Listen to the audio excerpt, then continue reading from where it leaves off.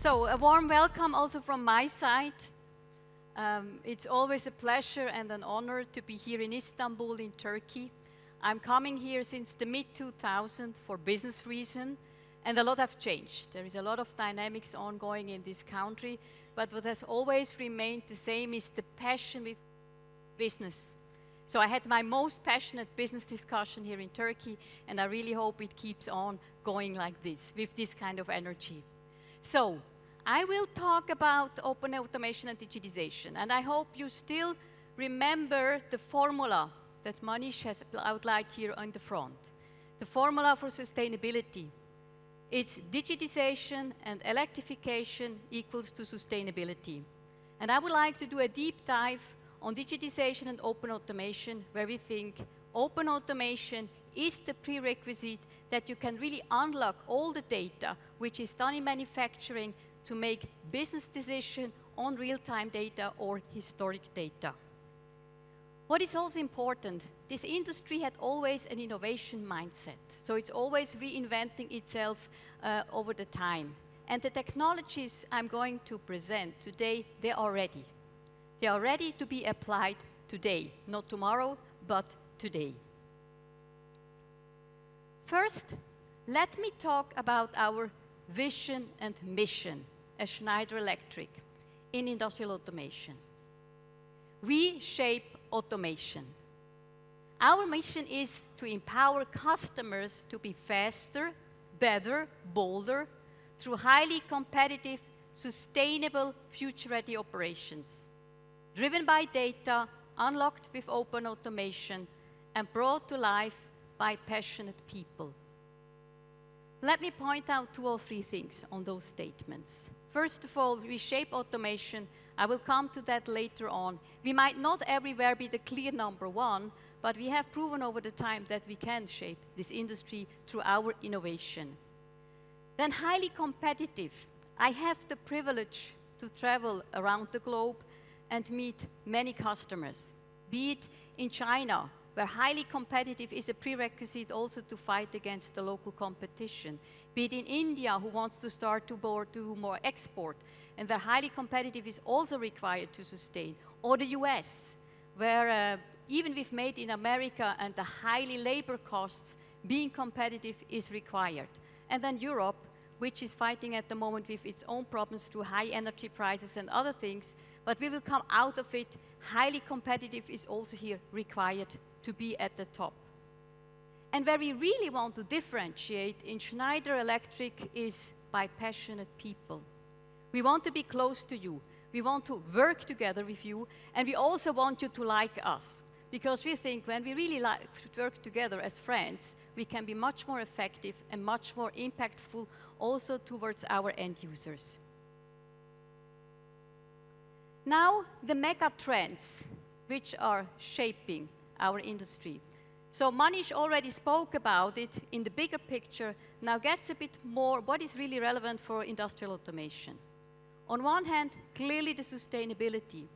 If the 90 countries and more who have pledged to be carbon neutral by 2040, 50, 60, whatever you talk about and in which continent you are, you have to decarbonize the industry. 40% of all CO2 emissions are happening there. So electrification is a must, and gaining energy efficiency is even more important. I'm in this business since more than 30 years. The reason why I became an engineer was because I was driven by energy efficiency. But I can tell you until 5-7 years ago, nobody spoke about it anymore. But today, everybody talks about energy efficiency.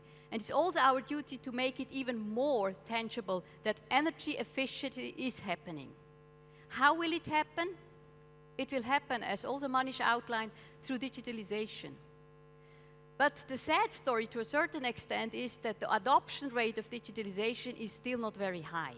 So when we look at some studies made by McKinsey, only 26% of the companies who've started the digitalization journey really have embraced it and get the full benefits out of it. And one of the hindering blocks is, if you have a manufacturing site, 80% of your data is happening in the automation layer, and it's not really accessible. And this is why open software-defined automation is clearly a trend which has to come to unleash this potential of efficiencies.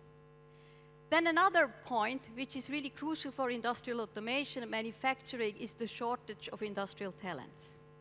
Manufacturing companies today have a problem to really attract young talents. They need to make, again, more attractive workplaces where young people like to come and stay and develop further. So domain expertise is required to really attract and make it a better environment which is safer to work and also more attractive. Now, all these trends are very well applicable to this region here. And Turkey for us, also as outlined by Manish, is a really, really important market, specifically also for industrial automation. So whenever I talk, who is an important market for you here in Europe? Of course, Germany and Italy, but the third one certainly is Turkey. Turkey, who delivers machinery equipment to Europe, to the Middle East, even to China in certain areas, or to the US. It's really a strong foothold. And the team here does an excellent job. So Turkey is in volume-wise bigger than India. So that tells you how great we are working here together. Also, the other countries are important, of course, Turkmenistan because of the natural gas reserve, Kazakhstan, the oil production, and then Uzbekistan for the cotton production, which is also a big driver of industries. Now, when we go to a manufacturing site today, it's a kind of jungle. Why do I say a jungle? There are thousands of installed products, controls, etc. Most of them are installed decades ago. Usually when you go to the manufacturing site, the installed equipment is more than 20 years old. So maybe if you go to the emerging markets, it's less. But in this region, specifically also in Europe, it's 20 plus years. Each device has its own software. It needs to be orchestrated. And this kind of complexity prevents then the transformation to digitalization. It's like this kind of don't touch a running system. So often we make the experience, you talk to the head of sustainability in a company about what could be done through digitalization. As soon as you arrive at the level of the head of automation, nothing goes on, exactly because you don't want to touch this running system. So hardware also cannot really take advantage of the new computing power which is available. And why do we call it a jungle? To make here the comparison. Each PC has to specialize for survival, is hostile against each other, don't work together, and is difficult to survive. There is clearly also a lack of standardization in that sense. And somehow, some of our competitors are really playing it with the proprietary system, which makes you really dependent on one big supplier where you cannot really escape to other solutions. So open software automation is in principle the way to get out of this jungle. And what kind of challenges we want to solve?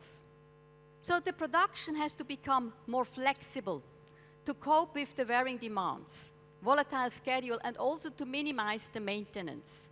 So as you have seen also during COVID times, sometimes because the consumer behavior change or because certain trends are coming up, you need to be able to adapt your production in a much faster way.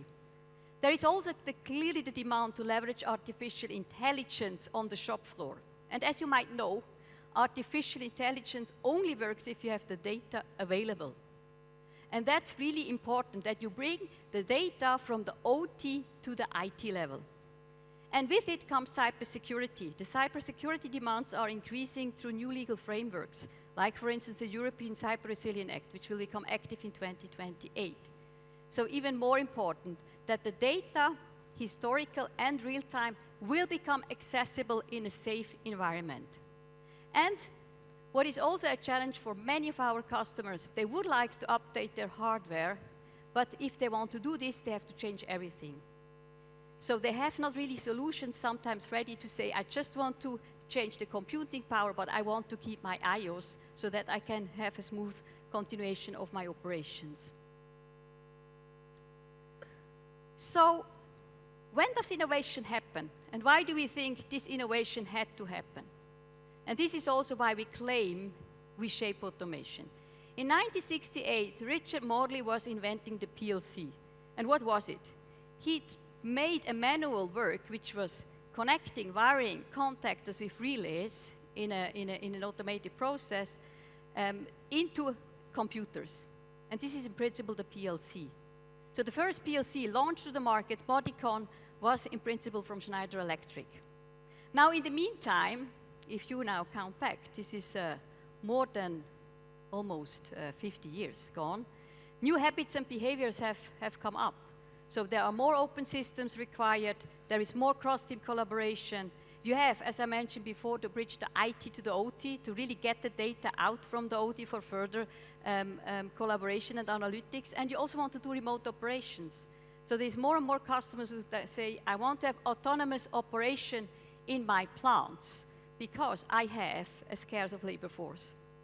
There is also new technology to leverage. As I was mentioning before, machine learning, yes, exists for quite some time. Now comes generative AI, and all these means are hungry for data that you need to provide first to really make then right business decision. So this is the reason why in 2019, as Schneider Electric, we started to think, what is the next generation of automation to look at? And we were looking at different elements. And I have outlined here the most 4 important ones. The first one is portable. Portable means you are not anymore dependent on a hardware. So the software is detached from the hardware, and depending on the cycle that you have, you might change the hardware or you might change the software. For instance, in our solution, Automation Expert, we have every half year a new release that you can then seamlessly integrate if it's portable. The second point is it's interoperable. So it can talk to other systems. It can orchestrate other systems. And it has to be open also for third-party IP. If my customer already has a solution or a certain application, it would be great to have this integrated into the platform and have it usable as well, by the way, also by protecting his own IP. And then software-defined asset-centric means you can make faster changes. So software-defined means the functionality is not anymore defined by the hardware, it's only defined by the software. And this is really an adoption in the industry and a change. The usual automation engineer doesn't think along this line. But this is what is required to really go into the next generation of automation to cope with the challenges that I just described. So to make this a bit more tangible for you, I have a video which explains what is open automation.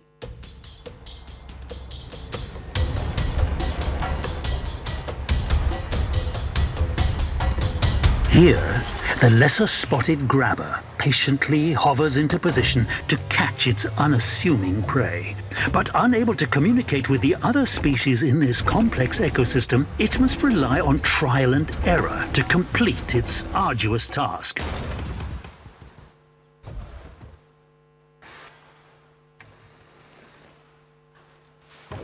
Hey, come on, this is not as easy as it looks. This loader doesn't speak my language. I speak grabber. Your database is filled with cat photos.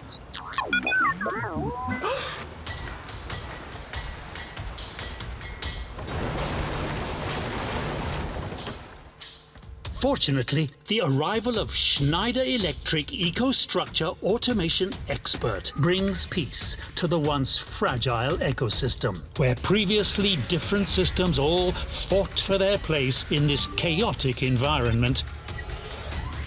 Now they share one common language, one grand design,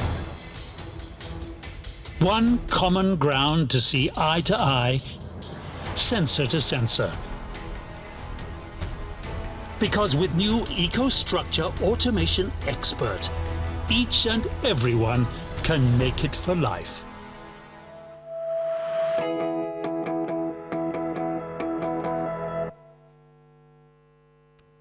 So, software-defined open automation.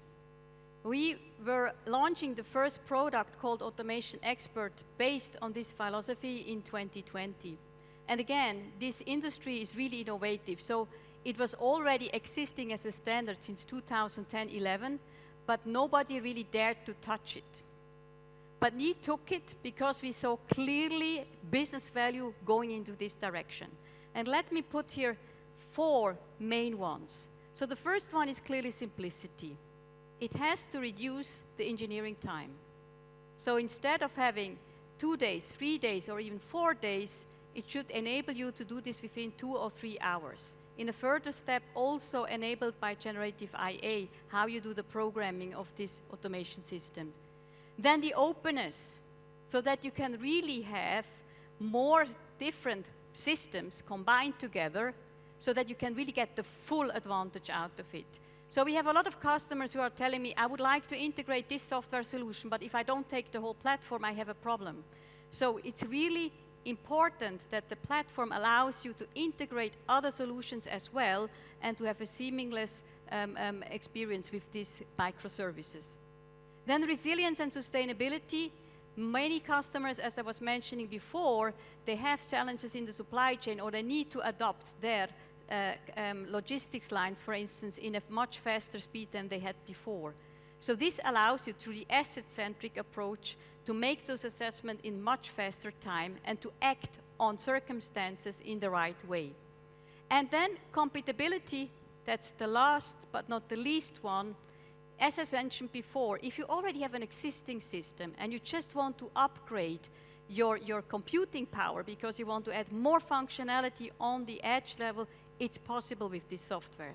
So you can just exchange the CPU, but you let inside the iOS from whatever supplier it might come to also protect your investments overall. So here in Turkey, we have over 35 projects realized with this new platform, Automation Expert. So it varies from data center to chemical industries, energy production, but also process OEMs and machinery. We will now go to see a video of a Turkish customer. It's Ufuk Aksaklı, which is speaking here. He's the head of operations in Hasköy water treatment plant. And what they did, they were implementing an intelligent water treatment management using Automation Expert.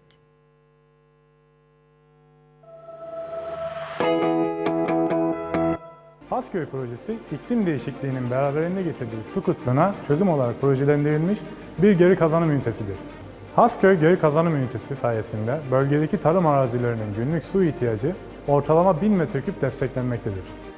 Yaklaşık bir yılda yapımı ve işletimi tamamlanan Hasköy projesi, Türkiye'nin ilk evsel atık sudan tarımsal sulama suyu üreten tesis olma özelliğini taşıyor. Arıtılmış atık suyun modern teknoloji kullanılarak geri kazanıldığı Hasköy tesisinde toplanan atık sular önce mekanik filtreden sonra da sırasıyla DAF sistemi, kum filtresi, aktif karbon filtre ve ultra filtreleme gibi işlemlerden geçirilir. Hasköy projesinde Automation Expert ile çağa ayak uyduran, tesis gelişimine kolayca adapte olan, yaşam döngüsü donanımdan bağımsız bir otomasyon sistemi tasarlanmış oldu. EcoStruxure Automation Expert, IEC 61499 standardı desteğiyle yeni nesil bir endüstriyel otomasyon sistemidir. Tesis, EcoStruxure Automation Expert'in donanım ve yazılım bağımsız yapısı sayesinde geliştirmelere kolay adapte olabilen esnek bir otomasyon sistemiyle yönetiliyor ve izleniyor. Obje bazlı bir sistem olması, tasarım ve yazılım yapılırken işlerimizi çok kolaylaştırdı. Ekstra istenilen çoğu özelliği içerisinde bulundurulan objeler sayesinde devreye alım ve test aşamalarında ciddi zaman tasarrufu sağlamamıza yardımcı oldu. So I have to say I'm really proud of the Turkish team here about the adoption, how they embraced the solution of Automation Expert. Besides India and China, they have been the most successful bringing this to the market, working with the system integrator and the machinery OEMs to make this alive and make it a business. Now, unlocking the data from the automation layer with open automation means now you have the data on the IT layer, and now we talk about digitization. And when we talk now about digitization and digital transformation, we usually define a use case or use cases with our customers. And they are circling around the 3 different elements that you can see here. First of all, every digitalization project really has to make you more efficient and agile. So as I was talking about production efficiency, if you have more output, that you save energy, all these are really key elements of the use case to go for digitization. The next one is to be resilient. So if the next supply crisis is coming, that I can be more competitive against competitors from my local or from the global market. It's another key point for the use cases. And the third one, and also here not the least one, is really it has to be people-centric. That's also our own experience if you really want to have a good adoption. We have more than 150 manufacturing sites in Schneider Electric. And since 2017, we have applied the smart manufacturing concept. So we have transferred the ones which are the most potential ones into smart factories. And the people on the shop floor were the ones defining what are we going to implement first, second, and what we should not implement. We even have established a digital tool where the employees can see, has my proposal been accepted? Has it been implemented? If not, why? And when it has been implemented, what is the impact of my solution that I have? And I think, again, I mentioned before, a lot of digitalization projects don't really make it. And one of the reasons is they forget it's about people. People are in the center of any digitalization project. What we do, we also have industrial digital transformation services consulting. We also start to do this here in Turkey. We have 2 customers where we are already doing this, and we would like to do this more. And what we do with these customers is providing them an integrated life cycle to really get the efficiencies, the resilience, and the people-centric approach, as I was just mentioning it before. You heard already from Manish about Aviva. Aviva is really our industrial software layer, which is then connected also to our automation layer. But I have to say here, we do everything that it works seamlessly with our automation expert. Nevertheless, Aviva is agnostic, and it can be installed also on competitors' automation infrastructure. So from design to build, operate, maintain, we consult on our customers where they should go in their digital transformation to make it more efficient and resilient and people-centric of their operations. Now, let me again come to Connect. It's good to say it even twice so that it remains in your memory. So Connect is an enterprise-wide platform which delivers access to everything our customer need to design, build, operate, and optimize with industrial intelligence as a service. So it's really to create a digital twin from a single asset to the entire ecosystem. And it should also allow you to collaborate across teams and organizations. What does it mean in practice? So you go on this platform, and it's a place to consume credits. So your engineers, the planners, the designers, and later on the maintenance people are working in this platform. They have access to all the information which is required for the industrial operation, and you can visualize the data, all in one place. So we call it an ecosystem. This is not only about Schneider Electric and Aviva. We want really here to foster the ecosystem between the suppliers and the customers. So data sharing and value realization is a big aspect of it. Production, engineering, design data, making it available to third parties to develop new solutions. One example, for instance, we are working on is we have an open pit mining customer who is giving the process data into the platform, and then it's enriched with the vibration data of the bearing supplier. And the bearing supplier then offers a managed service. So in previous time, this was always a hassle, cybersecurity, firewall, and so on. But here is the platform where these data can be combined and make right business decisions specifically regarding predictive maintenance and services. There is also industry and domain-specific capabilities which can be developed here. And the third one is also that enterprise data can become available over a wider range of stakeholders, which also today is not easy to share. But through this platform, we enable this exchange of data and also then enable that new solutions can be created for more efficiency. Now I would like to bring you an example with video from Canada. It's the Quebec Iron Ore Company and how they are using Connect to drive value from pit to port.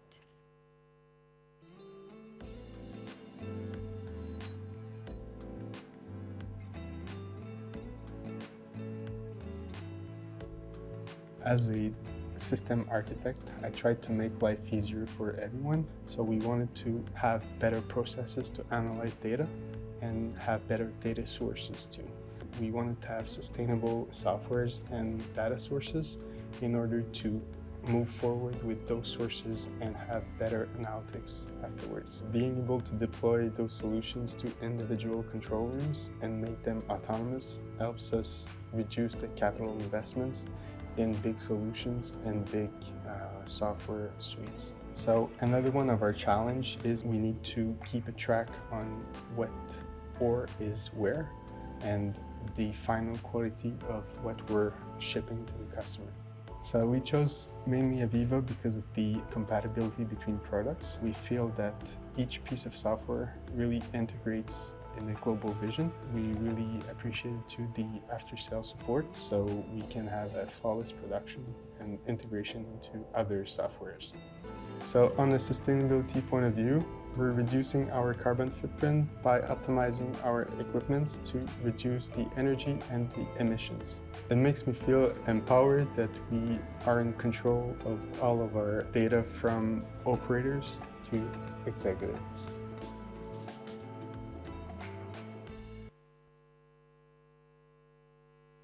So, the factory of the future, how does it look like? So in 1990, Warren Bennis made a prediction on how a factory of the future would look like. He was a kind of organizational consultant and also an author which was widely regarded as a pioneer in the contemporary field of leadership. So he was a kind of role model. He said, the factory of the future will have only 2 employees, a man and a dog. The man will be there to feed the dog will be there to keep the man from touching the equipment. I think he got it absolutely wrong. Human is still in the center of the process of any manufacturing. And it has to do also with our own manufacturing where we gained this experience. So we are augmented today with cobots, as you can see here. We are augmented with the right HMIs, which are providing us the right information to make business decisions. And last but not least, it also provides us high quality output, which is also important for sustainability. We have less waste. So it's not about human-less, the future of the industries. It's very much humans are in the center of everything when we go into the factory of the future. And with this, I would like again, we shape automation. We shape it not only us at Schneider Electric, we really shape it together with you, the partners, be it the distributors, the system integrators, the machine builders, to make our end users more competitive in the way where they want to compete. And again, I'm really looking forward to do this with passionate people. Thank you very much. And then, don't forget what I forgot to mention here. There is outside the showroom, the Innovation Hub, where you can look at automation expert and also at our Aviva software solution. Please go there. We have a lot of experts which are keen to explain to you how this works. Really looking forward to see you there. Thanks a lot.